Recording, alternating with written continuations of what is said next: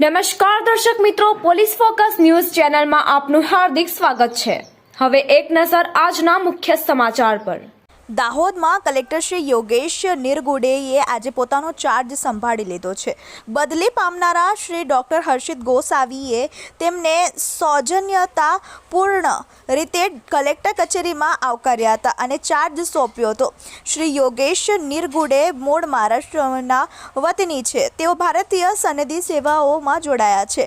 તેઓ મિતભાષી સ્વભાવ ધરાવે છે। દાહોદ કલેક્ટર પદે નિયુક્તિ પૂર્વ તેઓ અમરેલી ખાતે ડિસ્ટ્રિક્ટ ડેવલપમેન્ટ ઓફિસર તરીકે, ભાવનગર ખાતે રિજિનલ કમિશનર તરીકે તેમજ ભાવનગરમાં જ કલેક્ટર તરીકે સેવા આપી હતી। આ ઉપરાંત તેઓએ નિયામક આદિજાતિ વિકાસ વિભાગ ગાંધીનગર અને ભાવનગર ખાતે મ્યુનિસિપલ કમિશનર તરીકે સેવા આપી હતી। છેલ્લે તેમણે ગૃહ વિભાગમાં સેવાઓ આપી પોતાની ફરજ નિભાવી છે।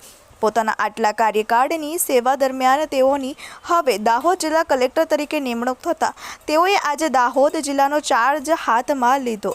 કલેક્ટરશ્રીના આગમન સાથે પૂર્વ કલેક્ટર શ્રી ડોક્ટર હર્ષિત ગોસાવી તેમજ જિલ્લા પોલીસ અધિક્ષક શ્રી ડોક્ટર રાજદીપસિંહ ઝાલા, પ્રાયોજના વહીવટદાર શ્રી સ્મિત લોંઢા, એએમસી શ્રી કે સિદ્ધાર્થ, એએસપી શ્રી બિશાખા જૈન અને નિવાસી અધિક કલેક્ટર શ્રી એબી પાંડોર, નાયબ જિલ્લા પોલીસ અધિક્ષક શ્રી સહિત પ્રાંત અધિકારીશ્રીઓ સહિત અધિકારીઓએ તેમનું ઉષ્માભર્યું સ્વાગત કર્યું હતું।